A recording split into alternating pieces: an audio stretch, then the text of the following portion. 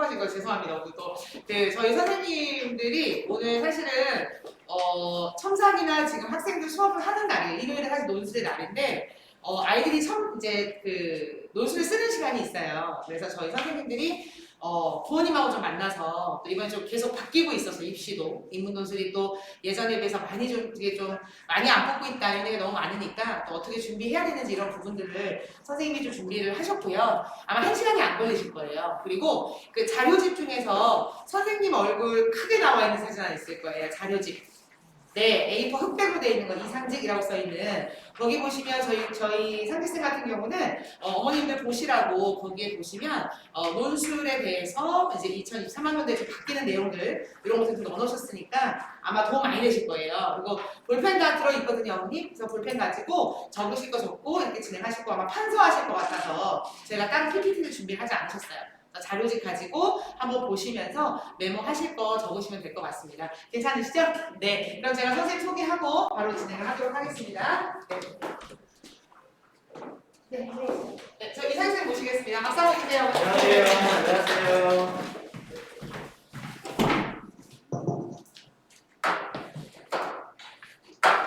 안녕하세요. 반갑습니다. 저 광부청산학원에서 인문논술 담당하고 있는 이상재라고 합니다. 반갑습니다. 오늘 인문논술 관련된 설명이라서요. 개략적인 인문논술에 관련된 정보 좀 말씀드리고 그 다음에 제가 누차 얘기하는 것 중에 현실적으로 공부를 어떤 식으로 전개해 나가야 되고 또 논술은 누가 해야 되고 그 다음에 실제로 그랬을 때 합격 가능성이 어느 정도 되고 이런 것들도 말씀을 드릴게요. 논술을 대체로 다 아실 거라고 생각은 드는데요. 논술은요 기본적으로 상향 지원 전략이에요. 그러니까 쉽게 말해서 어떤 거냐면요. 학생이 갖고 있는 내신 성적으로 갈 수 있는 학생부 종합전형이나 교과전형 있죠. 학생이 자신의 내신 성적으로 학생부 종합전형이나 교과전형을 갈 수 있는 대학 그리고 수능 성적으로 정시를 지원했잖아요. 그렇죠? 그렇게 수능 성적으로 정시를 지원했을 때 갈 수 있는 대학 그 대학보다 높은 데를 목표로 하는 친구들이 논술 전형을 지원을 하는 거예요.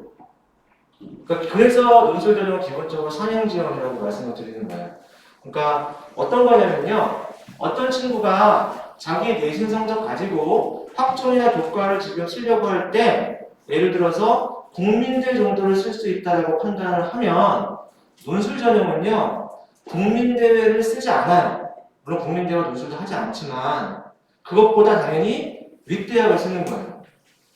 현재 학생이 6월 평가원 성적, 9월 평가원 성적을 봤을 때 고3 학생이 그 모의고사 성적 가지고 바로 인터넷에서 확인 가능합니다. 바로 확인 가능한데 이걸 정시로 봤을 경우에 대략 어느 정도 대학을 쓸 수 있는지를 바로 판단이 가능하거든요. 그 쓸 수 있는 대학보다 논술을 윗대학을 쓰는 거예요. 그래서 논술 전형은요 선택이에요. 어떤 선택이냐면 어떤 학생들은 내가 지금 갖고 있는 내신 성적으로 나는 그냥 편하게 수시 학생부 종합전형이나 교과전형 써가지고 갈래. 혹은 지금 내가 받는 그 수능 모의고사 성적 있잖아요. 그 성적대로 난 정시 맞춰서 그 대학 갈래 라고 생각하면 논술 전형을 할 이유가 없어요. 논술 전형은 자기가 현재 내신과 수능으로 봤을 때 갈 수 있는 대학이 불만족스럽기 때문에 그것보다 윗대학을 노리는 전략으로서 취하는 방식이에요. 그래서 선택이라는 말씀을 드리는 건데 이건 학생들이 선택을 하는 거겠죠, 그렇죠? 그냥 논술까지 하는 거 고통스럽다. 그러면은 자기 내신하고 수능 성적 감안해가지고 맞춰서 지원 전략을 짜는 거고 난 한번 할래. 이렇게 하면 논술을 준비하는 거고. 이제 문제가 되는 거는 조금 암울한 얘기긴 한데요. 학생부 종합전형이나 교과전형은 기본적으로 내신 성적으로 가는 거잖아요. 그리고 학종은 교과와 다르게 비교과가 좀 들어가긴 하는데 이 비교과 영향력이 상당히 약화됐어요. 아마 많은 학부모님들도 아시겠지만 생기부가 간소화됐고요. 학교를 알 수 없게끔, 그러나 대부분은 압니다. 입학사정관이 모를 수가 없어요. 그러나 공식적으로는 어느 학교인지도 판단하지 못하게끔 블라인드 면접을 시행하고 생기부 엄청 축소됐고 자소서 폐지됐죠. 그러면 생기부 가지고 비교과로 변별할 수 있는 영역들이 굉장히 축소가 됐어요. 그러다 보니까 교과와 학생부 교과 전형과 교과 전형은 내신만 가지고 들어가는 거잖아요. 학생부 교과 전형과 학생부 종합 전형의 격차가 점점 줄어들고 있어요. 점점 줄어들고 있는 게 요즘 추세예요. 이거는 줄어든 지 꽤 오래됐어요. 벌써 한 3년, 4년 정도부터 줄어들었고 그러다 보니까 아주 심플하게 제가 이런 판단하시게끔 이게 학생부 종합전형 교과는 상관없어요. 교과는 내신만 가지고 판단하기 때문에 상관없는데 학생부 종합전형 같은 경우는 비교과가 들어가잖아요. 이 비교과 때문에 고등학교가 어디냐에 따라서 차이가 많이 생겨요. 고등학교가 어디 나와요. 그러니까 자사고나 특목고와 일반고를 동일하게 평가를 안 해주잖아요. 이 전형 방식상으로 보면 차이가 없어야 되는데 실제로 뚜껑을 열고 보면 아니 저기 자사고 특목고 애들은 훨씬 낮은 내신인데 어떻게 저 대학을 학점으로 들어갔지? 우리는 그걸 알잖아요. 그래서 이게 은연중에 고등학교의 격차들을 대학들이 지금 나누는 거를 본인들은 부인하지만 우리는 다 알아요. 근데 그 격차가 지금 많이 줄어들었어요. 얼마나 많이 줄어들었냐면요. 굉장히 사회적으로 논란도 많이 되고 이슈가 돼서 말씀드리기 좀 조심스럽지만 예전에 어느 본부장관 딸이 그 등록 갖고 과연 그 대학을 갈 수 있었느냐? 갈 수 있었어요. 저도 그때 그 전형들을 학생들한테 지도를 많이 했기 때문에 그 고등학교가 그 내신 가지고 그 대학을 가는 게 그때 충분히 가능했고요. 그게 불과 5, 6년 전에도 가능했어요. 아주 심플하게 말씀드리면요. 제가 서울에 있는 외국어 고등학교 수업들을 상당히 많이 나갔었는데 그 중에 나갔던 학교 중에서 요 근처에 서울외고 수업도 제가 4, 5년 했던 것 같아요. 근데 영도외고에서 제가 수업을 하던 그 당시에 학생들이 내신이 6점대가 나오잖아요. 6점대 내신을 갖고 있어요. 그러면 학종을 어디서부터 지원시켰냐면 중앙대부터 지원시켰어요. 중대 써?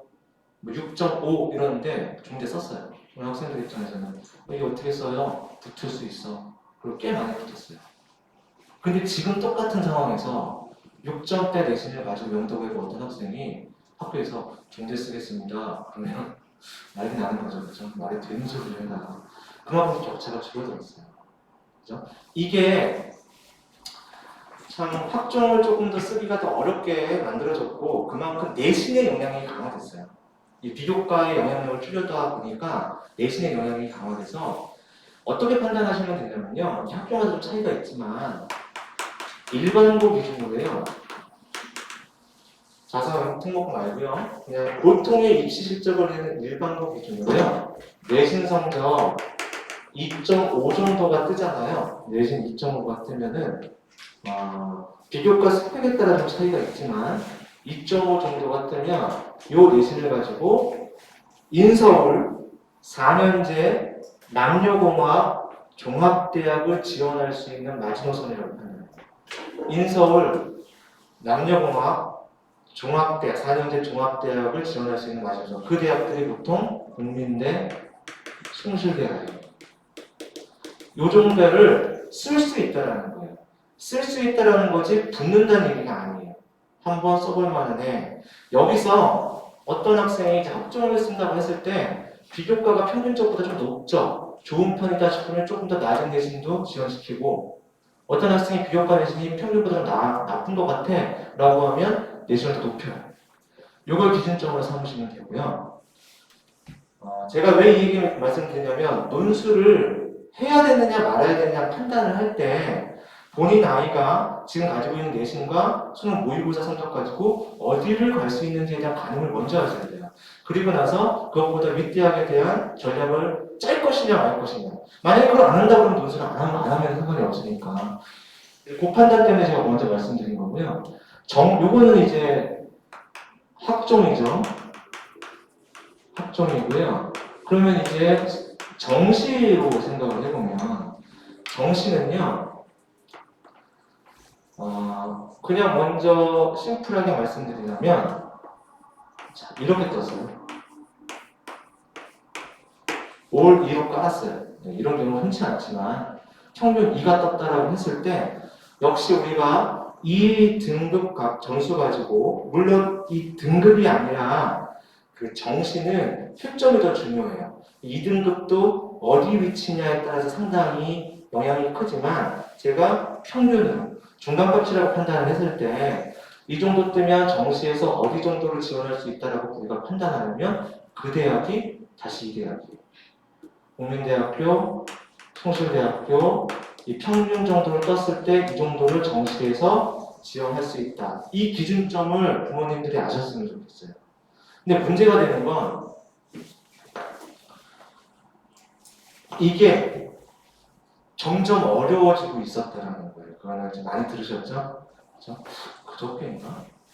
그저께인가 뉴스에서 나왔었는데 보통 문과 침공이라고 하잖아요. 자연계 학생들이 정시에서 문과과를 교차 지원하는 걸 말하는 거잖아요. 예상했어요.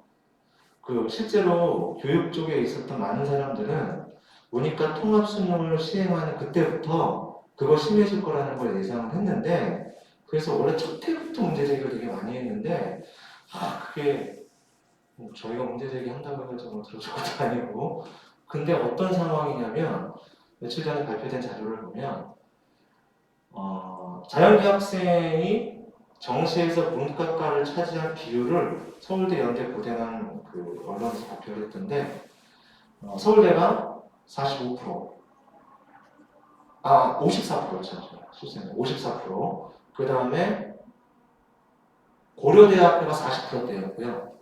연세대학교가 좀 제일 높게 64% 정도였어요. 64%. 정시 전체 문과 전원에서 이과생들이 차지한 비율인데 이게 지금 평균 데이터고요. 상경계로 좁히잖아요. 정시에서 자연계들이 문과 쪽으로 교차 지원할 때 우선적으로 고려하는 건 수학 써먹을 수 있는 거거든요.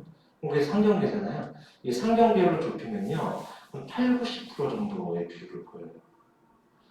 너무 강력하죠. 그죠? 예전에 가르쳤던 제자 중에 한 여학생이 학교 2등이었어요. 학교 2등이어가지고 학생부 종합전형으로 연세대 경영학과를 들어갔어요. 그래서 이제 1학기 마치고 2학기 때 후배들한테 조금 이제 도움될 만한 얘기 좀 해주라고 부른 적이 있었는데 걔가 1년 후배들한테 무슨 얘기를 했냐면 자기가 한 학기 동안 연세대 경영학과 다녔거든요. 학교를 다녀보는데 한 학기 동안 단 한 명도 정시로 우리 과를 들어온 문과생을 못 만나봤다. 했어요. 없는 것 같다. 니들 우리 과 들어오고 싶으면 내신 성적을 전교 1, 2등으로 만들던가 아니면 그냥 논술해. 논술은 그래도 보이니까. 이게 지금 요즘 처한 현실이에요. 이게 점점 좀 심해졌죠. 그죠? 개선이 될 거라고 생각은 들어요. 왜냐면 이걸 지금 이대로 내버려두면 너무 심각하거든요. 그래서 지금 어젠가 언론 기사 보니까 3월 말까지 대학들이 내년도 입시기획안을 교육부에 제출해야 되는데 그때 교육부가 요금 개선사항 내라고 요구를 했더라고요. 그래서 대학들이 그 부분에 대해서 고민을 중이라고 하긴 하는데 현재는 그래요. 그러니까 이게 너무 힘들어졌어요. 그래서 이거는 현장에 있는 저희 같은 사람들이 정말 뼈저리게 체감했어요. 왜냐면 제가 지금 평균 데이터가 있잖아요. 이게 안 되는 친구들이 너무 많이 속출했어요. 아니 이 정도 정시가 나오면 그래도 여긴 쓸 수 있었는데 라고 생각을 했는데 다 미끄러져 버린 거예요. 윗대학부터 쭈르르 자연계에서 밀려다 보니까 그게 쭈르르 밀려내버린 거예요. 그래서 작년 재작년에는 기존의 통계치를 전혀 활용할 수 없을 정도로 그냥 쭉쭉쭉 밀려서 떨어져 버린 친구들이 너무 많았어요. 그래서 일단 제가 말씀드리는 것은 그냥 지금까지 그래도 평균치적 데이터를 말씀을 드린 건데 이 선에서 이제 내 아이가 이것보다 조금 더 어떤 전략을 펴야 되느냐 지금 나오는 성적대로 그냥 맞춰서 대학 보낼 것이냐 조금 더 윗대학에 대한 전략을 펴야 될 것이냐를 판단하셔야 돼요. 그래서 논술은 사형지원 전략이라는 말씀을 드리는 거고요. 어떤 애들이 논술을 하느냐 심플해요. 이 라인들을 가지고 도 높은 데 도전하고 싶은 친구들이 논술을 써요. 그럼 예를 들어서 사례가 이런 거야. 그저께도 제가 이제 학생들 상담하다가 나왔는데 내신이 1.8이에요. 내신이 1.8인데 내신 좋죠. 좋은데 남학생이고요. 수능 모의고사 이 친구 재수생이거든요. 재수생인데 작년 수능 성적이 1, 국어 1 나왔고요. 수학이 4 떴어요. 그 다음에 영어 1 나왔고요. 그다음에 사탐 하나 1 나왔고 사탐 하나 2 나왔어요. 이게 얘 작년 수능 성적이에요. 그런데 작년하고 올해하고 비슷한데 학종을 내신이 1.8이잖아요. 어디를 쓰냐면 고려대학교를 나왔어요. 하나만 1.8인데 그리고 5논술을 써요. 논술은 연세대학교부터 이렇게 4개. 왜 이런 전략을 펴냐? 이 친구는요 1.8 내신 갖고 예컨대 연세대학교 학종 써봤자 어차피 못 붙는다는 거 알아요. 그러면 1.8 내신 갖고 대학을 더 낮춰서 예컨대 동국대를 쓸 수도 있고 건국대를 쓸 수도 있죠. 이 친구는 그거 못 쓰겠는 거예요. 왜? 내가 수학 조금만 올리면 동국대, 건국대 그냥 껌으로 들어가는데 내가 학종을 더 낮춰서 동국대, 건국대를 쓰는 거는 자기는 못하겠다는 거예요. 그래서 학종은 고려대 하나만을 쓰는 거예요. 고려대학교는 왜 쓰느냐? 1.8로 연세대 학종을 뚫는 거 불가능한데 고대는 뚫거든요. 고대는 학종에는 굉장히 많아서 실제로 일반고인데도 2점대 중반까지 학자가 나와요. 쭉 내려가서. 그걸 알기 때문에 고대만 학종 하나를 쓰고 나머지 5개를 전부 상위권 대학 동시에 도배하는 거예요. 그리고 최대한 이거 더 올리려고 하는 거겠죠. 그죠? 이런 친구들이 있는가 하면 이게 학생들마다 케바케예요. 판단을 막 하셔야 돼요. 그 다음에 뭐 예를 들어서 내신이 5.8이에요. 그죠? 내신이 5.8이에요. 근데 수능 모의고사 성적이 이게 일반고든 자사고든 특목고 성적 5.8이라고 쳤을 때 수능 성적이요. 이렇게 떠요. 예를 들어서 평균적으로 이렇게 뜬다고 쳐봐요. 예, 평균 다 3월 하는 경우는 흔치 않지만 그럼 이 친구는 어떤 전략을 펴느냐? 학종이요. 모의고사 성적 비교를 해봐서 요 내신 성적을 가지고 학종을 쓸 수 있는 대학과 요 모의고사 성적으로 정시를 갈 수 있는 대학을 비교해보면 이게 훨씬 높아요. 맞죠? 그럼 이 친구는 학종을 절대 쓰면 안 돼요. 쓸 이유가 전혀 없어요. 그럼 이 친구는 기본적으로 정시 가되 수시는 뭘로 써야 되냐? 그냥 6논술을 쓰는 거예요. 왜냐하면 논술 전형은 상위권 대학으로 갈수록 내신 영향이 거의 없기 때문에 그냥 논술 전형을 쓰는 거예요. 그래서 얘도 6논술이 되겠죠. 이렇게 되면. 그쵸? 상위권 대학, 그러니까 우리가 컷이 높은 대학일수록 내신을 다 뺐어요. 특히 올해 또 추가됐는데 이화여자대학교도 내신을 아예 빼버렸고요. 정의대학교도 내신을 아예 빼버렸어요. 전형까지는 다 반영을 했는데 그 학생들이 선호하는 중상위권 이상 대학들이 거의 내신이 아예 무조건 돼 있어요. 그러니까 저런 친구들이 이제 물리노트를 쓰는 거고 또 이거 한번 볼게요. 이게 각자 학생마다 틀려요. 내신이 이번에 4.8이라고 해요. 4.8인데 이 친구가 모의고사 성적이 5, 6, 7, 5, 5 이렇게 나왔다고 쳐봐요. 그러면 이렇게 나올 수 있죠. 학종으로 갈 수 있는 대학과 정시로 갈 수 있는 대학을 비교하셔야 돼요. 그럼 얘는 정시로 갈 수 있는 대학이 학종으로 갈 수 있는 대학보다 월등하게 낮아요. 게다가 이 친구가 국어 성적과 사탐 성적을 비교해 봤을 때 국어와 사탐도 그렇게 뛰어난 역량을 지금 보이지 못하고 있죠. 그럼 이 친구는 어떤 전략을 펴야 되냐면 반드시 수시에서 걸어야 돼요. 정시 가면 삐뽀삐뽀 나요. 물론 학생이 이럴 수는 있어요. 저요, 그 수시 대학 가기 싫어요. 저 그거 갈 거면 재수할 거예요. 이럴 수는 있거든요. 그러면 재수를 각오한다면은 조금 더 다른 전략을 피긴 하는데 만약에 재수를 각오하는 게 아니라면 이 친구는 학종을 반드시 써야 돼요. 학종이나 교과를 쓰는데 어떻게 써야 되냐면 합격 가능성이 최소 70% 이상 정도 되는 학교를 반드시 한두 개 써야 돼요. 안 그러면 절멸하는 경우 생기거든요. 그럼 대합을 쭉 낮춰줘야 돼요. 4.8 정도 갖고 학점의 교과를 쓰려고 하면요. 기본적으로 수도권에서 쓰는 건 불가능해요. 쭉 낮춰줘야 되거든요. 얘는 그래도 써야 돼요. 왜냐하면 지금 정시 상황이 가면 더 못 가게 돼 있거든요. 근데 너무 억울하죠. 나는 그렇게만 학종 쓰기 싫어요. 그래서 학종을 사양을 씁니다. 학종을.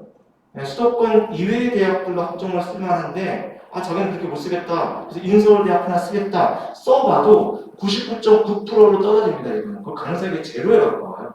그럼 이 친구들은 그래도 조금 도전하고 싶은 거 있는데요. 그러면 그때 논술하고 싸우는 거예요. 논술은 기본적 사양 지원 전략이기 때문에 이렇게 내신이 이 남의 최저 하나도 못 맞추죠. 근데 논술에서 최저가 없는 대학에 열몇 개 대학 되거든요. 그 대학 위주로 내신 영향이 크지 않으니까 그 대학 위주로 써주는 거고요. 근데 쓸 때 논술을 사양으로 쓰는 건 상관없는데 반드시 학종이나 교과 합격 가능성 70% 이상 되는 대학 최소 한두 개 무조건 써라고 저는 강요해요.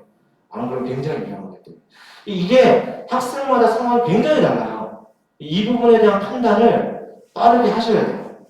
그걸 제가 먼저 말씀을 드리고 싶어서 몇 개 이제 사례로 말씀을 드린 겁니다. 그래서 다시 한번 말씀드리면 논술은 기본적으로 사양 지원 전략이다. 그렇고 올해 그 전에 논술 사용 지원 전략이고 그러면 합격 가능성에 대한 얘기도 먼저 말씀을 드릴게요. 이제 그래서 논술을 해야 되는 상황이 됐다고 쳐요. 논술은 굉장히 많이 합니다. 여전히 경쟁률이요. 가장 낮은 대학이 한 10몇 대 1 정도 뜨고요. 인문에서 가장 높은 대학이 한 250대 1 정도 떠요. 학생들이 많이 선호하는 성균관대, 서강대, 경희대, 동국대, 한국외대 이 라인들은요. 중앙대 이 라인들은요. 가장 적게 뜨면 40대 1, 많이 뜨면 한 100대 1 정도 선에서 결정이 돼요. 그게 이제 평균적인 경쟁률인데 그만큼 여전히 많이 지원을 하죠. 왜 많이 지원을 하냐? 수시에서 학종과 교과로 갈 만한 데가 없기 때문에 지원을 하는 거예요. 근데 실제로는 여전히 응시 비율이 높은 편이고 지원자가 많은데 문제가 되는 거는 이것도 최근 한 3, 4년에 벌어졌던 현상인데요. 논술을 준비하는 시기를요. 엄청 늦췄어요. 예전에는 그러지 않았거든요. 불과 한 5, 6년 전만 해도 논술은 2학년 겨울방학 끝나면 시작하는 게 국룰이었어요. 근데 지금은 학생들이 결국에 나와서 논술 전형을 쓰면서 논술을 준비하는 걸 계속 딜레이를 시켜요. 그러니까 그 이유는 충분히 이해는 돼요. 어떤 거냐면 논술 모집 정원이 최근 한 3년 동안 많이 줄었어요. 그러니까 학생들 입장에서 안 그래도 경쟁률이 치열해가지고 들어가기가 힘든 전형인데 저걸 어떻게 들어? 그렇죠? 저도 일면 동의해요. 육도적인 차이력이 있기 때문에. 그러니까 내가 결국 쓸 수밖에 없는 전형이라는 걸 뻔히 알면서도 지금 이거 시간 투자하는 게 맞나? 이런 생각을 하게 돼요. 그래서 조금만 있다 하자, 조금만 있다 하자, 조금만 있다 하자. 이게 딜레이를 계속 시켜요. 그래서 예전보다는 논술 준비 시기가 많이 늦어졌어요. 근데 논술을 가르치는 담당 강사인 제 입장에서는 그 부분이 좀 안타까워요. 왜냐면 논술은 배운 적이 없거든요, 애들이. 수리 논술하고는 좀 틀려요. 수리 논술은요, 수학을 조금 더 깊이 있게 어렵게 푸는 과정이에요. 인문 논술은요, 한 번도 해본 적이 없는 느낌의 문제 형태들이에요. 뭘 글을 막 적어놓고 이상한 문제 갖고 막 해석을 하래. 그것도 그걸 글을 쓰래. 이 과정 자체가 학생들한테 굉장히 어렵죠. 근데 이거를 계속 늦춰서 6평 끝나고 시작하는 친구들, 기말고사 끝나고 7월 말에 시작하는 친구들, 그래도 걔들은 양반이고 9평 끝나고 시작하는 친구들, 그럼 제가 어떻게 도움을 줄 수가 없어요. 원래 독해력도 탄탄하고 문제 해석력도 좋고 또 하나 문장 표현력이 좋아야 돼요. 문장을 쓰는 게 전혀 문제가 안 되는 정도로 괜찮은 친구들은 아주 짧은 시간만 연습을 하고도 합격을 만들어내요. 그 브로셔 드린 것 중에 맨 노란색 브로셔 있죠? 노란색 브로셔 없으신 분들 제가 프린팅에도 제가 실어놨는데 제가 합격 수기를 프린트물 32페이지 보시면 내 친구 거를 제가 붙여놨어요. 브로셔 맨 뒷장에도 있고 요 프린트물 32페이지에도 있어요. 요 프린트물 32페이지에도 있습니다. 같은 거예요. 그 보시면 그 브로셔나 프린트물의 맨 네 번째 학생 연세대 경제학과 합격한 친구 하나 붙어 있을 거예요. 그쵸? 그 친구는요 자연계 학생. 인문논술 한 번도 해본 적이 없다가 담임 선생님의 권유로요 논술이라는 걸 8월 말에 연세대 파이널 논술 7번만 수업을 들었어요. 7번만. 연세대, 그러니까 각 대학별 파이널 수업들을 진행을 하는데 연세대 문제가 좀 덩치가 커요. 그래서 다른 대학보다 조금 횟수를 많이 하는 편인데 그 8월 말부터 시작하는 연세대 파이널 수업만 7번을 들었는데 어떻게 그거 갖고 연대를 붙일 수가 있어요? 근데 이 친구가 처음에 첫날 한 번도 해본 적이 없으니까 문제, 유형이 뭔지 답을 어떤 식으로 써줘야 되는지를 알지 못하겠죠. 자기 스타일대로 막 쓰는 거예요. 근데 처음에 그렇게 답을 쓴 걸 봤을 때도 독해력이 좋네. 실제로 모의고사에서 국어가 항상 1, 2등급이었고요. 실제 수능에서도 2번 1등급이었어요. 독해력이 좋네. 두 번째, 자연계인데 문장 표현력 굉장히 좋네. 어휘력도 좋고 문장 잘 쓰네. 이 두 가지를 일단 기본적으로 깔고 있었어요. 그래서 제가 첫날 답수로 참석하면서 너 글 잘 써. 독해력도 좋고. 너는 지금 이 문제 스타일이 어떤 건지 몰라서 인문논술 문제 유형이라는 게 뭔지 몰라서 막막한 거지. 지금 파이널 기간 동안 연세대학교 문제 유형 다시 이렇게 숙지하고 나면 너는 괜찮으니까 그냥 위축되지만 해. 이렇게 얘기했었어요. 처음에 참석하면서. 그러니까 그런 기본 베이스를 깔고 있는 애들이 있거든요.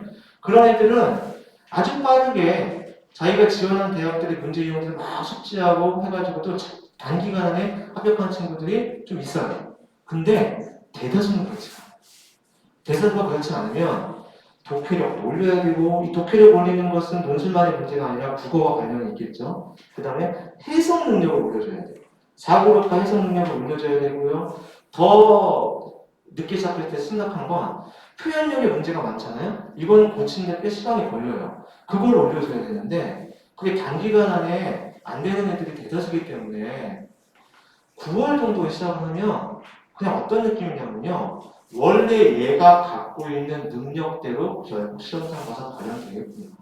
내가 그 사이에 뭔가 도움을 줄 수 있는 게 없겠구나. 약간 그런 느낌이 많이 들어요. 그래서 예전보다는 정말 많이 늦춰졌어요. 제가 이렇게 얘기를 해서 학생들 입장에서는 그게 이제 문제가 되니까. 다시 돌아와서 그렇게 합격 가능성을 얘기를 하면 이제 아주 직관적으로 어머님들이 이해하시기 쉽게 말씀드리면요. 제가 10명을 가르치죠. 10명을 가르치면 평균적으로 그 중에서 몇 명이 논술 전형으로 합격을 하냐면 2명 합격이에요. 평균 2명 정도의 합격생입니다.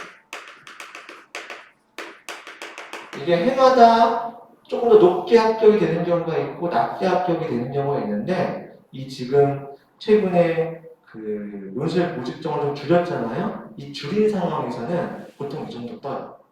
그 이전에 논술 모집 점원이 한 5년 전만 해도 지금보다 좀 많이 많았어요. 일례로 연세대학교를 말씀을 드리면 5, 6년 전에 연세대학교는요. 문이과 합쳐서 논술 전형으로 1000명을 뽑았어요. 그 중에서 문과생을 350명대를 뽑았어요. 논술만 그런 게 아니라 대학의 모집 정원 자체가 이과가 많아요. 이 문과 학생들이 왜 어렵냐면 대학의 모집 정원 자체는요, 대부분의 대학이 문과보다 이과가 2.5배 정도 많아요. 모집 정원이. 근데 수험생의 비중은요, 거의 반반이에요. 50%기 때문에 아무래도 문과가 대학 들어가기가 그래서 힘들어요. 이건 논술에서 똑같은데 논술 전체 모집 정원에서 이과가 2배에서 2.5배 정도 많아요. 연세대학교도 비슷한 추이를 보이는 거예요. 1000명 가까이 뽑는데 그중에 문과생 한 350명 정도 뽑았거든요. 올해 연세대학교가 논술 전형으로 문과 몇 명 뽑냐면 100명 뽑아요. 3분의 1 이하로 줄여버린 거예요. 이게 최근 3, 4년에 벌어진 사항이죠. 이게 연세대 간의 문제냐? 아닙니다. 교육부에서 정시 인원을 늘리라고 얘기했잖아요. 인서울 주요 15개 대학에다가 정시 인원을 40% 늘리라고 강제했잖아요. 대학들이 그 정원을 늘릴 수 있었던 방법은 딱 두 개예요. 논술 전형 축소, 특기자 전형 폐지. 그 인원을 정시로 붙인 거예요. 그래서 주요 15개 정도 대학이 정시를 40% 늘려야 됐던 대학들이요. 논술 모집정을 이렇게 대폭 줄였어요. 그러다 보니까 합격생률이 저 정도 나오는 거예요. 그 이전에 논술을 좀 많이 뽑을 때는요, 저것보다 훨씬 높은 수준의 합격률을 보였어요. 그런 적도 있어요. 제가 이제 학교 방과후 수업을 아까 많이 다녔었다고 했잖아요. 그래서 그 중에 지방에 있는 외고 수업도 나갔었는데 강원도에 강원 외고라고 있어요. 강원도의 유일한 외고예요. 강원도에 있는 유일한 외고 하나를 강원도가 어디다가 만들어놨냐면 강원도 양구에다가 만들어놨어요. 양구 군부대 바로 앞에다가. 거기 기숙사가 쳐다봤어요. 애들 맨날 콧소리만 듣고 갇혀서 거기서 공부하는 거예요. 와보면 다 군인밖에 없는 거기에 외고 하나가 떨려 있거든요. 근데 애들이 공부를 잘해요. 그 학교에 한 학년 전원이 120명밖에 안 되는데 평균 수능 모의고사 성적 자체가 높은 편이에요. 근데 이제 그 학교에 논술을 가르치러 갔는데 논술만 그때 당시 이게 지금 한 8년 정도 전이니까 그때 당시에 논술만 5반, 한 반에 13명씩 5반 정도 수업을 진행을 했어요. 그러면 대략 한 65명, 70명 가까이 정도 논술을 준비를 한 거죠. 그 중에 그 한 반에서 이 반이 막 섞어놨어요. 성적대로 막 섞어놨는데 13명 중에서 그 학교가 처음부터 가급적이면 연고대 위주로 좀 해줬으면 좋겠다는 얘기를 많이 했어요. 근데 웃긴 건 그 전에까지 강원도 외고가 연대와 고대 그때 고대도 논술이 있었거든요. 연대와 고대 논술 전형 합격자가 0명이었어요. 한 3년 동안 연고대 논술 전형 합격자가 아예 없었는데 그 연고대 위주로 해달라고 했는데 그 13명 저도 선생님 5분이 나가가지고 한 반을 제가 맡은 거예요. 13명을 가르치는데 평균적 성적이 좋은 편이에요. 뚜껑을 나중에 수능을 딱 열어봤더니 13명 중에 그때는 연세대학교에도 수능 최저가 있었거든요. 고려대학교도 수능 최저가 당연히 있었어요. 논술에서. 당시 연세대 논술의 수능 최저가 4과목 합 7이에요. 4과목 합 7. 제일 높았어요. 그거를 연세대가 지금 최저를 뺀 거거든요. 뺀 지 지금 3년 됐거든요. 그 국수, 영, 사탐 1, 사탐 2 이렇게 해서 4과목 합 7이어야 돼요. 그리고 사탐은 잘 본 거 하나만 반영되는 거잖아요. 그럼 이게 4과목 합 7이 나오면 어떻게 나오냐면 2, 그 다음에 2, 1 이렇게 나와요. 이래야지 이게 4과목 합 7, 이내가 딱 들어오잖아요. 그러니까 당시 최저 중에서 제일 높았어요. 연세대학교가. 4과목 합 7이라는 건 상당한 점수가 나와야 되는데 13명 중에서 11명이 최저를 맞췄어요. 그 논술 가르쳤던 친구들. 그러니까 평균적으로 수능을 잘 보는 편이죠. 그 11명 중에서 9명이 연고대 논술을 붙었어요. 근데 공교롭게 연세대 논술을 붙은 친구들은 고대 다 떨어졌고요. 고대 논술을 붙은 친구들은 연대 다 떨어져서 복수 합격자 1명도 없이 5명, 4명은 딱 갈라졌어요. 2명이 떨어졌는데 1명은 얘는 자기가 그 연세대학교가 논술을 수능 전에 보거든요. 근데 얘는 수능 전에 연대 논술을 봤는데 실제 수능을 딱 봤더니 수능에서 3개 틀린 거예요. 그래가지고 자기 연대 논술 붙을까봐 밤새 기도해서 자기 떨어지게 해달라고. 기적적으로 2명이 떨어졌는데 그 중에 1명이 걔가 떨어진 거예요. 얘는 그래서 나중에 서울대학교 자전을 갔어요. 자전을 갔고 근데 이게 가능했던 시대예요. 8년 전에는. 물론 애들을 스파르타로 가르쳤어요. 왜냐면 계속 리라이팅 시키고 막 하면서. 근데 이런 합격률이 그때는 나오던 시절인데 불가능해요. 그게 불가능한 시대예요, 지금. 그 가장 큰 이유는 뭐 때문이다? 모집 정원이 일단 현격하게 줄어들었고요. 개인적으로는 논술 준비를 예전만큼 많이 안 하는 것도 영향이 좀 있어요. 그게 그 정도 수준으로 끌어내기가 너무 힘들어요. 요즘 애들이 너무 늦게 시작해요. 자, 그거 꼭 말씀드리고 싶은데 이거 근데 잠깐만 생각하면 이렇게 생각해 볼 수도 있어요. 10명 중에 평균 2명은 합격하잖아요. 수능 최저가 없는 대학도 있지만 수능 최저가 있는 대학도 있잖아요. 그럼 수능 최저가 있는 대학이 훨씬 많아요. 그럼 수능 최저를 못 맞히는 평균 비율이요 50%가 넘어요. 50%가 넘거든요. 그러면 통계는 항상 다 위치하잖아요. 제가 10명을 가르치잖아요. 그럼 제가 가르친 학생들도요 평균 5명은 수능 최저에서 일단 날아가 버려요. 이게 왜 이런 현상 벌어지냐면 아까도 말씀드렸지만 논술은 기본적으로 상향 지원이에요. 그러니까 상향 지원이다 보니까 이런 현상이 벌어져요. 자기는 평때는 그런 애는 괜찮았는데 수능 들어가서 좀 미끄러지는 애들이 워낙 많이 나오니까 그럼 이게 5명이 그 업계에서 문제가 생기죠. 그럼 살아남은 5명 중에 그래도 2명 정도는 붙는 전형이니까 그렇게 보면 이게 그렇게 비합리적 전형이라고만 생각할 필요는 없어요. 저는 코스도 많아졌고 최저를 못 맞추는 비율이 50% 이상 나오는 걸 본다면 최저를 맞추는 상황에도 논술을 꾸준히 훈련을 했다면 그래도 그 친구들 중에서 무조건 최소 3분의 1은 살아남는다. 운 좋으면 절반은 살아남는다 라고 봐요. 그렇다면 수능 최저가 이제 제 영역이 아니니까 그 부분에서만 보완을 한다면 해볼 만한 전략이 아닌가라는 생각이 들고요. 두 번째는 마지막으로 두 번째가 아니라 합격 가능성에 대해서 이제 직관적으로 말씀드렸고 그럼 공부는 어떻게 해야 되느냐? 논술은 암기 과목이 아니에요.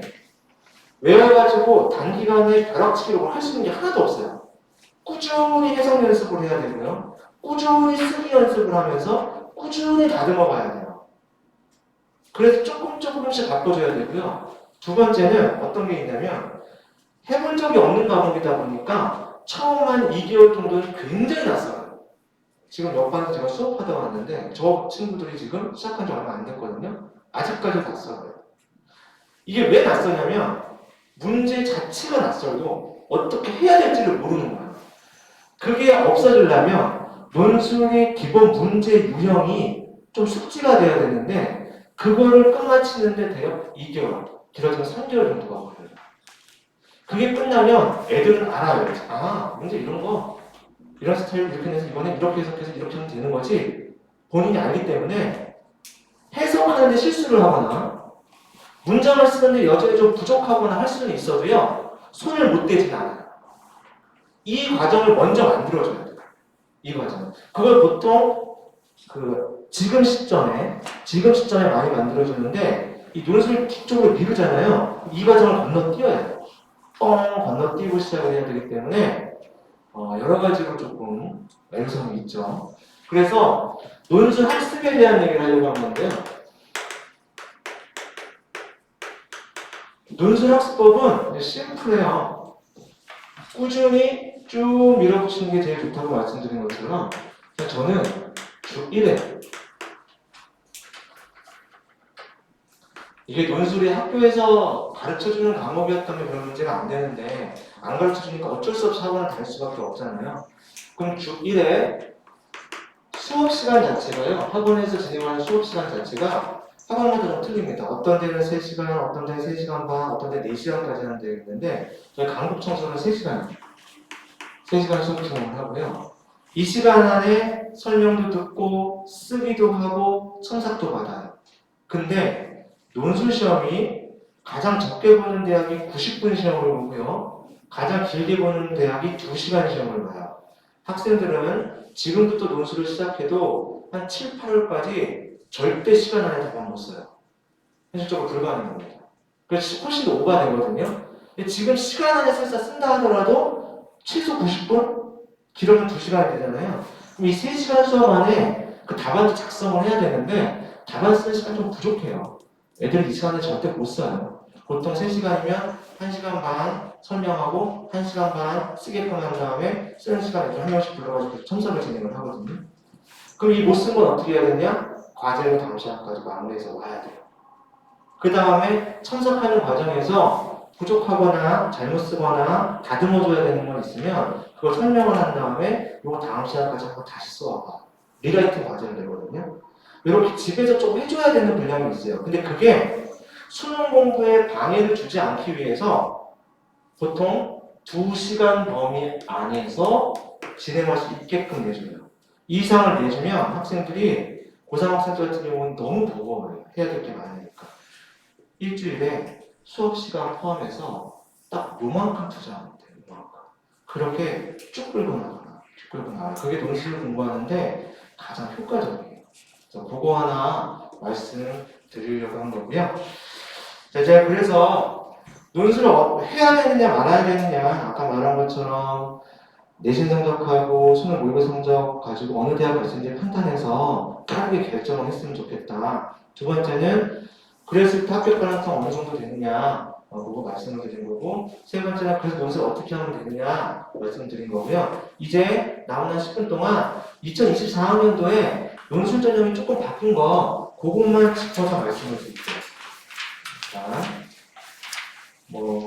자, 자료에서 10페이지 같은 거 보시면 이 브로셔에도 실어놨는데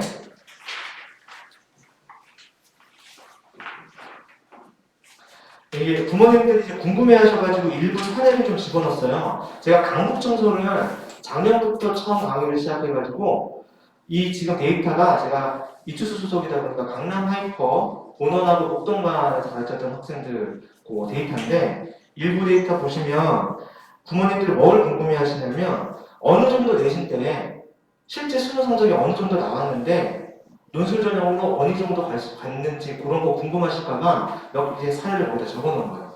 제가 아까 수능이 평균 2 정도 떴을 때 정시로 어디 갈 수 있다고 말씀드렸죠? 송실대랑 국민대. 그 기준점을 잡으시면 돼요. 일반고에서 내신 2.5 정도가 됐을 때 학종으로 어디 갈 수 있다고 했죠? 국민대랑 송실대. 그 기준을 가지고 판단하시면 됩니다. 그래서 이런데 논술로 뚫는구나 라고 보시면 되고요. 여기서 가까운 고등학교 다녔던 친구 한번 보면요. 여기 이 지역에 사는 친구들 좀 있어요. 왜 거기까지 와서 수업을 듣는지 모르겠는데 그 위에서 중간쯤 약간 내려가면요. 양방민이라고 되어 있는 친구 있을 거예요. 이 친구 있죠? 양방민이라고. 이 친구가 지금 보시면 내신 성적이 5등급 후반이죠. 그죠? 이 친구가 어느 고등학교 나왔냐면 서울외고 나왔어요. 서울외고에 5등급 후반 정도의 내신을 갖고 있었는데 서울외고에서 5등급 후반 내신 가지고 있으면 학종을 쓸 데가 없어요. 쓸 데가 없는데 얘를 보면 실제 수능 보세요. 2등급 중반 떴죠. 이게 평균 2등급 중반이에요. 그럼 어떤 거냐면 아까 제가 평균 2등급 중반 2등급이 어디 갈 수 있다고 했죠? 국민대랑 송실대 갈 수 있다고 했죠? 그럼 얘는 지금 평균 2.5 정도 떴죠? 그럼 얘는 정시로 송실대 쓰기 힘들어요. 본인이 알아요. 내가 정시로 송실대 못 쓴다는 거예요. 그래서 얘가 논술을 어떻게 지원을 했냐면 그래도 외고생이잖아요. 상위권을 지원하고 싶은 거예요. 연세대학교부터 연세대는 실제로 없으니까 또 내신도 안 보고 중간에 제 기억에는 정확하게 안 나지만 성대도 썼고요. 서강대도 썼고요. 그 다음 동국대 썼던 기억나고요. 이렇게 써가지고 맨 마지막 대학을 송실대를 썼어요. 이렇게 6개 스펙트럼을 넓힌 거예요. 송실대를 마지막에 쓴 이유는 정시를 송실대를 못 가서 그래요. 학종으로 송실대를 못 쓰니까. 그래서 난 송실대까지 써야 되라고 판단을 한 건데 논술이 어떤 특성이 있냐면 상위권 대학 문제는 어렵고 하위권 대학 문제는 쉽다. 그렇지도 않아요. 커트라인 낮은 대학 문제도 굉장히 어려운 대학이 있고요. 커트라인 높은 대학인데도 그렇게 문제가 어렵지 않게 출제하는 대학이 되게 많아요. 또 하나 상위권 대학에 논술을 붙으면 그 밑에 대학들은 너무 쉽게 붙는 거 아니에요? 천만에 맞습니다. 논술은 전혀 그렇지가 않아요. 논술은 그냥 그게 어느 대학이든 얘가 학생들하고 다른 학생들하고 경쟁할 수 있는 수준으로 끌어올려졌을 때 그때 어딘가 하나 붙는 거지 그게 어딘지는 알 수가 없어요. 시험장에 들어가서 여러 가지 변수가 있다 보니까 그렇게 접근을 하셔야지 윗대학 붙으면 밑에 대학 자동으로 붙는 거 아니에요? 그렇게 생각하시면 안 돼요. 얘도 실제로 이 대학들을 쭉 썼는데요. 예비를 외대도 썼구나. 외대도 썼는데 외대에서 우주 예비 하나 갖고 외대는 그냥 예비번 다 뿌려요. 그래서 외대 예비 받았다는 아무 의미가 없습니다. 제가 보기엔 지원자 전부에게 예비를 주는 것 같아요. 그 외대에서 우주 예비 받은 것 빼놓고는 모든 대학이 예비도 못 받고 다 떨어졌어. 예비 없이 다 떨어졌는데 딱 3명 뽑는 연세대학교에서만 최초가 그랬어요. 그러니까 이게 논술이 갖고 있는 특성이에요. 제가 학생들한테 무슨 얘기 하냐면, 야, 너는 다른 거 고민하지 말고 그냥 어느 대학이든 경쟁력을 갖출 수 있을 정도의 해석 능력과 글쓰기 능력 길러놔. 그리고 뚜껑 열어봐야 돼. 너는 만약에 6년수를 쓰잖아. 그 6년수 중에 장담하건대 최소 3개 대학은 가서 논점 파악 제대로 못하고 헛소리 쓰고 나올 거야. 이게 원래 그래요. 논술 최상위권이라고 보는 아이들도 10문제 던져주면 한 7문제 근접하게 해석하는 친구들이 거의 최상위권이야. 너는 6개 대학 중에서 3개는 헛소리 쓰고 나올 거야. 근데 뭔가 제대로 논점을 파악한 3개 대학에서 너는 한 군데 걸려야 돼. 근데 그 한 군데가 네가 지원한 대학 중에서 제일 높은 데가 걸리면 넌 진짜 운이 좋은 거야. 이렇게 접근해야 돼. 그거 꼭 기억했으면 좋겠어요. 제가 이 말씀 많이 드리냐면 나중에 인하대를 쓰는데 인하대 문제 어려워요.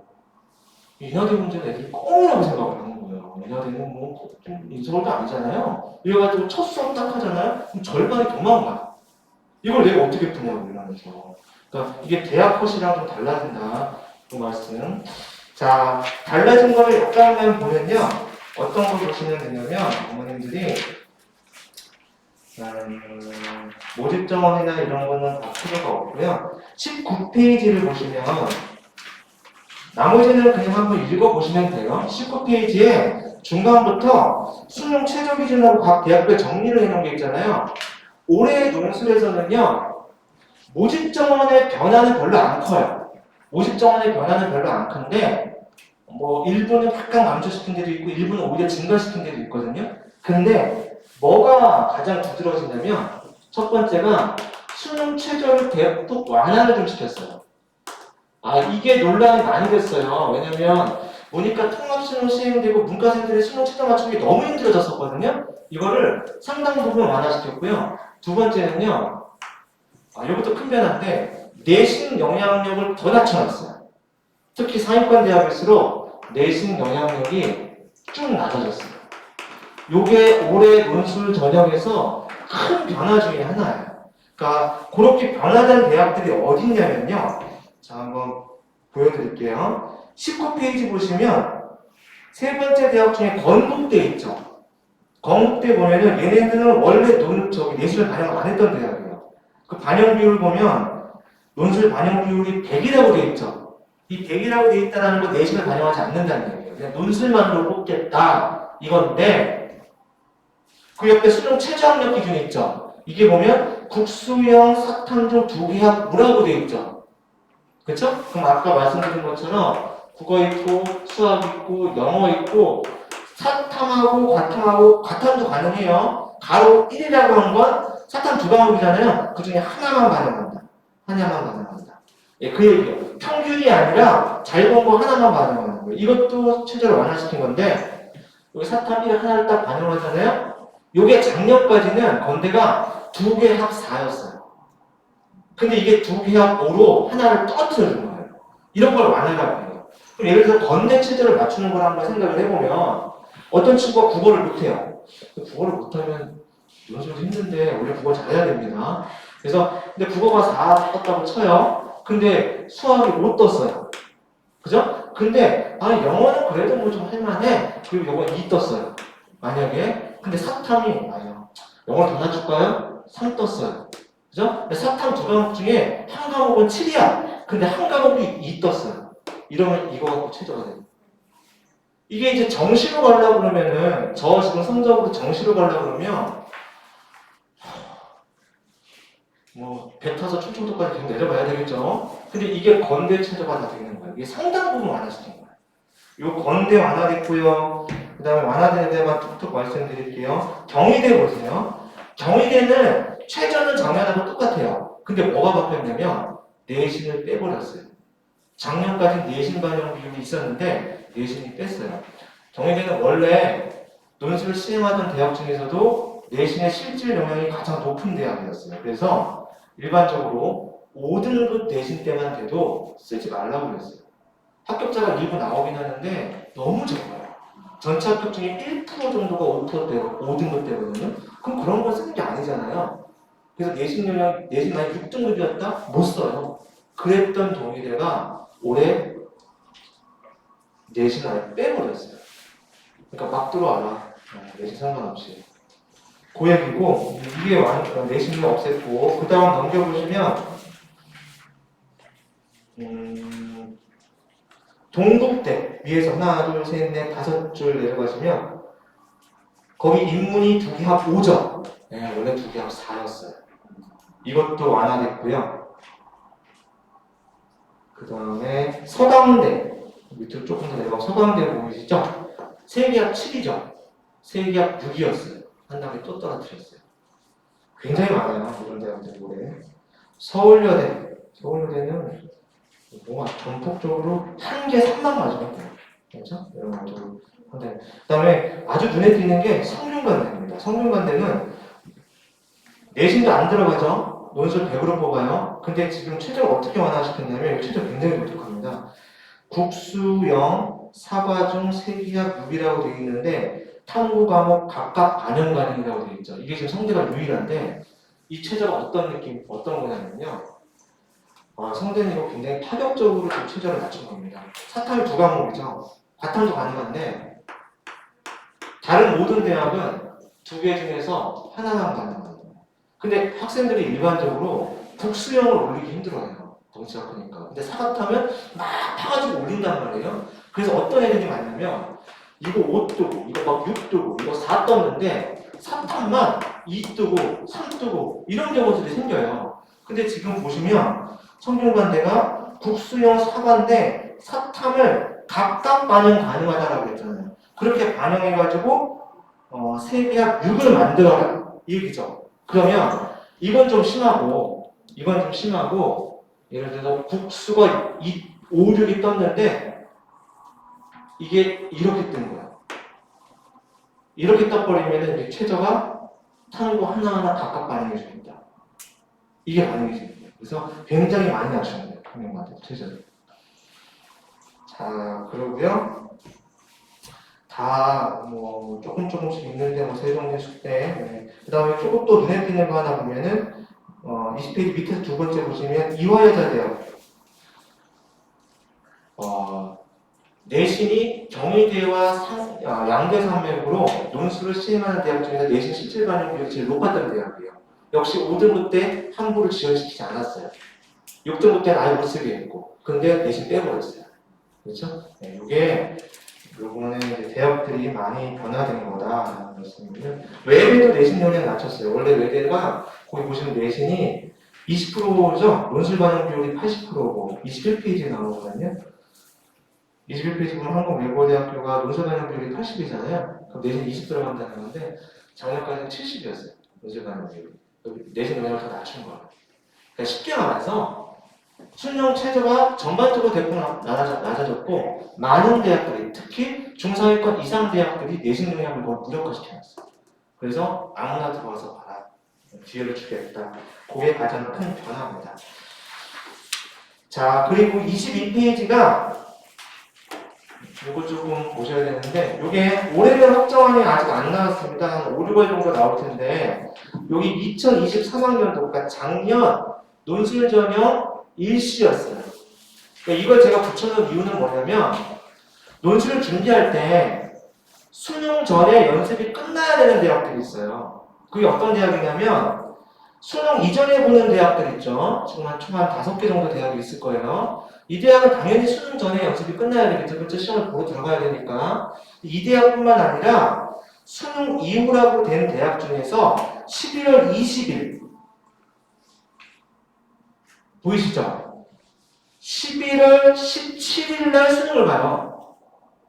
그리고 바로 다음날 순실대가 논술을 보고요. 그 다음날 11월 19일에 꽤 많은 대학의 논술을 보고요. 그 다음날 11월 20일 일요일에 또 꽤 많은 대학의 논술을 보죠.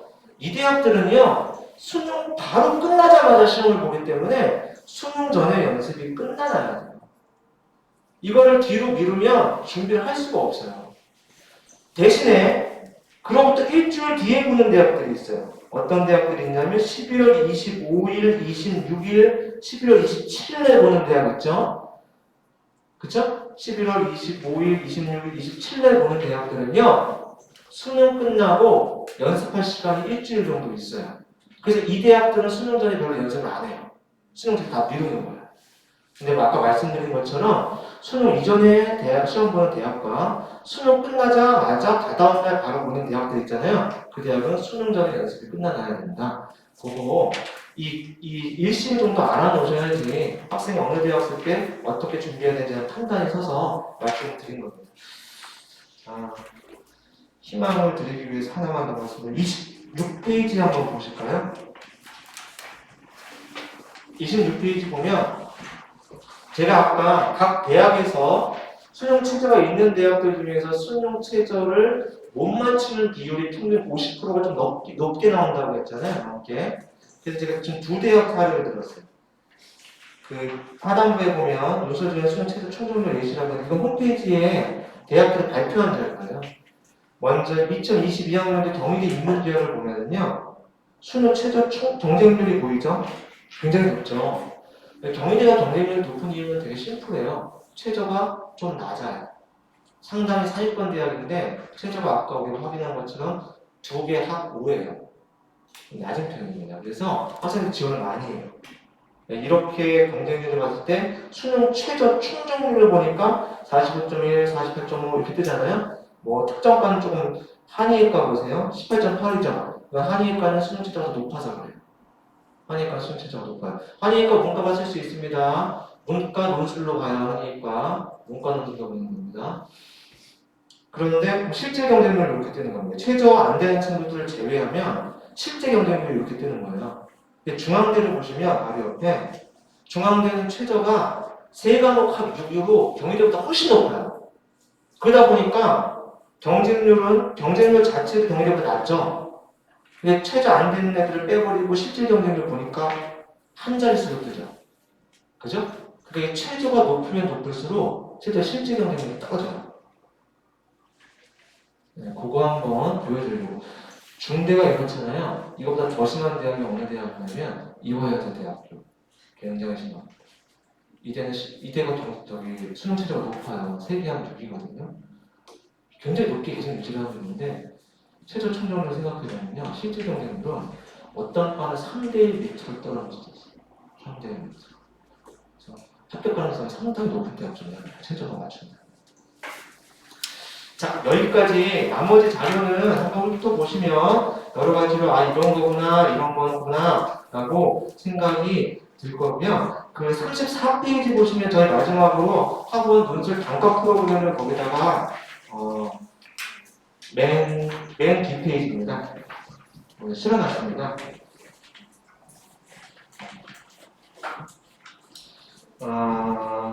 시즌별로 보시면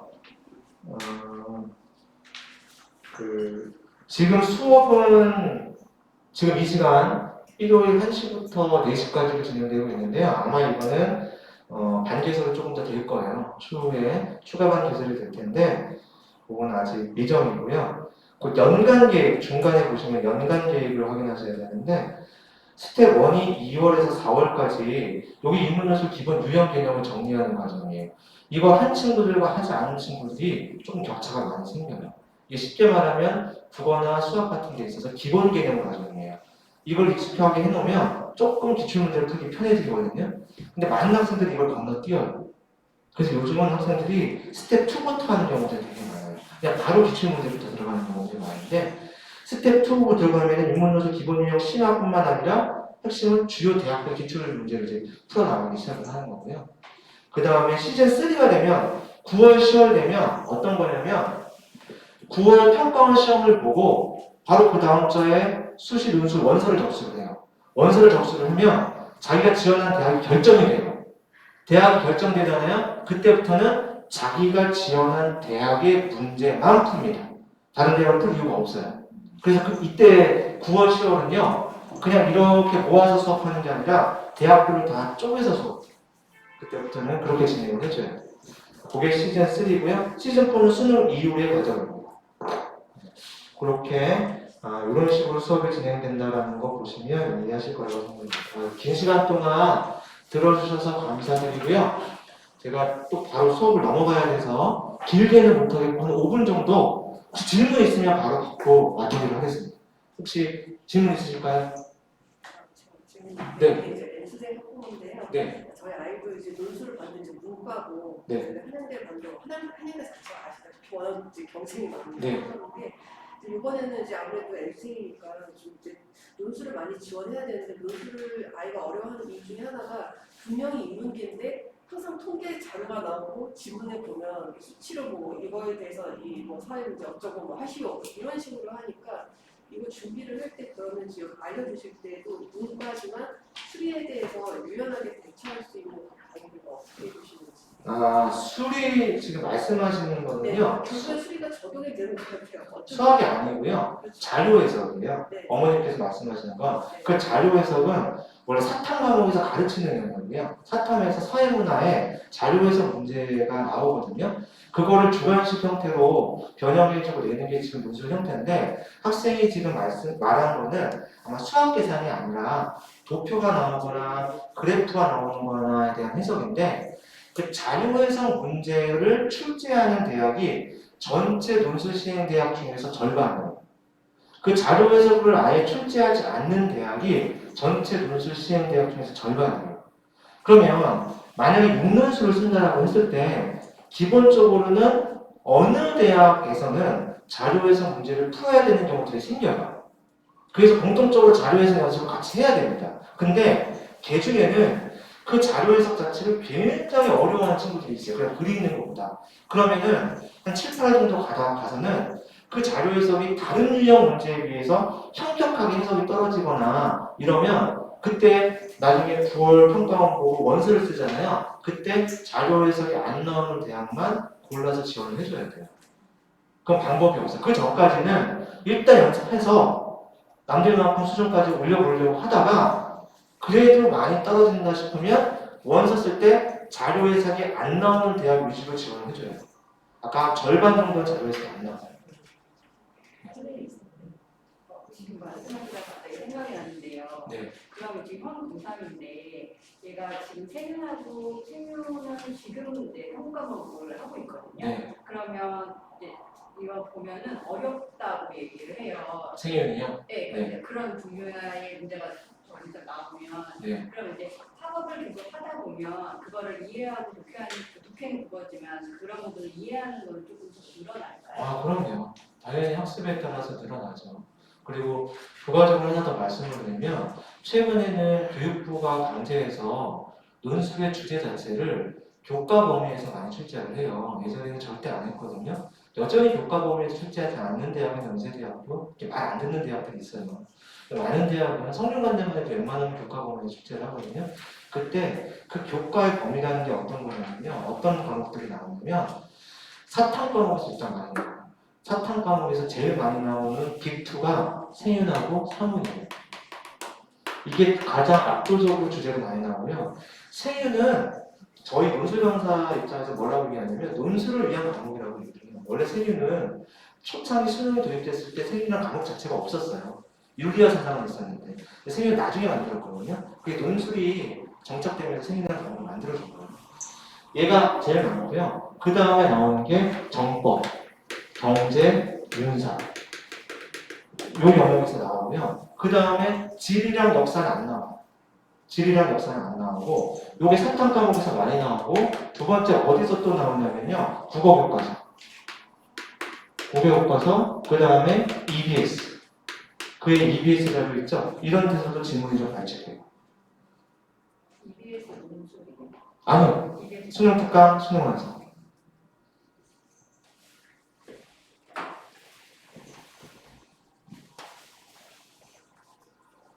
또 있으실까요? 선생님, 네. 아까 국어 성적이 안 좋으면 좀 불리하다고 그게 지금 이제 부모님들은 그런 부분에 대해 고민이 되실 텐데요.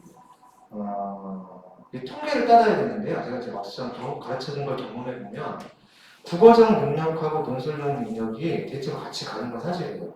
근데 반드시 그렇지가 않아요. 그럼 한 10명을 가르치잖아요. 그럼 한 7명 정도는 국어적 능력하고 논술적 능력이 이게 어차피 언어를 해석을 해줘야 되고 그거에 따라서 추론하고 사고를 하는 과정이 국어랑 그게 되게 다를 것도 아니거든요. 사탐 능력하고도 마찬가지예요.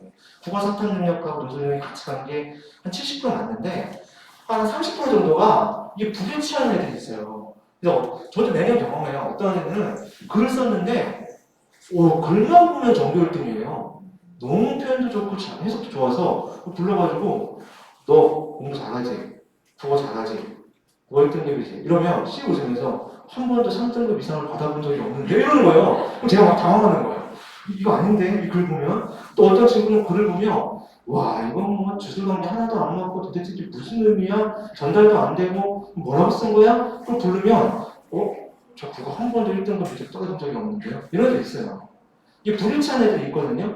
근데 그거 아주 좀 예외적이고 한 30% 정도 되는 것 같아요. 나머지 한 70%는 비슷하게 가요. 그래서 제가 대체로는 논술할 때도 애들한테 야 논술하고 국어랑 사탐은 형제야. 그러니까 논술하면서 독해력 어차피 중요하잖아. 계속 국어 공부해서 독해력 좀 더 올려. 그 다음에 논술할 때 주제로 계속 사탐 주제 나오잖아. 그러니까 사탐 공부 좀 더 해. 이런 얘기 많이 해요. 그래서 두루두루 올리는 전략을 해줘야 돼. 그러면 그뭐 분석력이나 추리력 이런 게 떨어지는 아이로 네. 어쨌든 수업을 그러니까 지금 논술을 해야 될 것 같긴 한데 네. 정말 도전할 만한 분석력과 추리력이요. 아주 특별한 경우는 제외하고는 요즘 문과애들이 좀 많이 떨어져요. 예전에 봐도 그런 게 많이 느끼는데 다행스러운 건 아까 제가 5, 6년 전 합격생 말씀드렸잖아요. 5, 6년 전에 인문논술 기출문제랑 요즘 나오는 기출문제를 비교해보면요. 현격하게 요즘 나오는 게 쉬워요. 대학들이 약간 감안을 해서 그 사고력의 수준 자체를 좀 낮춰서 많이 내줘요. 그래서 약간 해석하는 거나 이런 것도 좀 서툰 친구들 있죠. 그러면 대학들을 가서 좀 해석을 좀 어렵게 여전히 조금 내는 대학들이 있어요. 그런 대학은 절대 쓰지 못하게 하고 좀 문제를 쉽게 내는 대학들이 있거든요. 그 대학 위주로 유도를 해요. 지원을 시킬 때.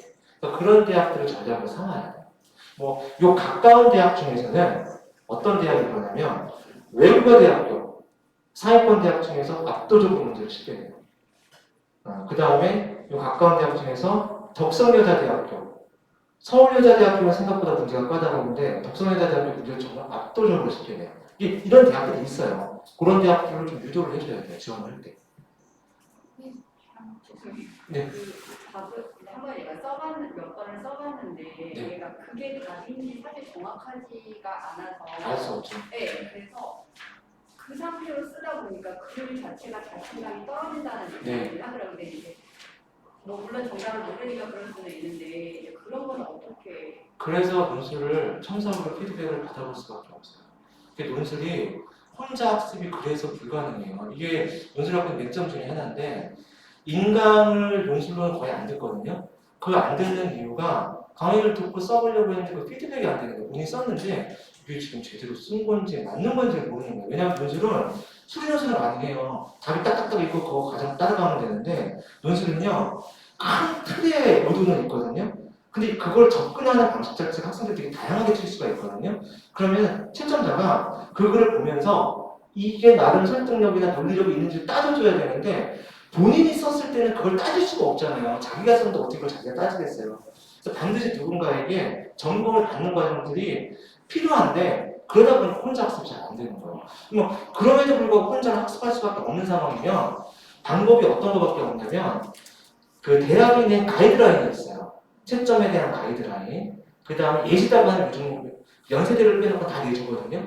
그러면 그건 예시답안이에요. 정답이 아니라 가능한 여러 답안의 형태들 중에서 하나의 샘플인데 채점 기준하고 가이드라인 가지고 최대한 자기가 비슷하게 썼는지만 따져보는 수밖에 없어요. 근데도 여기서 이렇게 얘기했는데 내가 이렇게 썼는데 이렇게 써도 뭐 되는 거 아니야? 이 판단이 어렵죠. 그건 어쩔 수가 없어요. 그냥 적당한 선에서 그냥 맞나 보다 혹은 잘못 쓴가 보다라고 판단 내리고 넘길 수밖에 없어요. 혼자 했을 때. 그래서 가급적이면 시험에 다가오는 상황에서라도 누군가한테 점검을 받는 과정을 반드시 거쳤으면 좋겠어요. 논술을 갖고 있는 어려움 중에 하나입니다. 또 있을까요? 네. 긴 시간 들어주셔서 감사합니다. 조심히 들어가세요.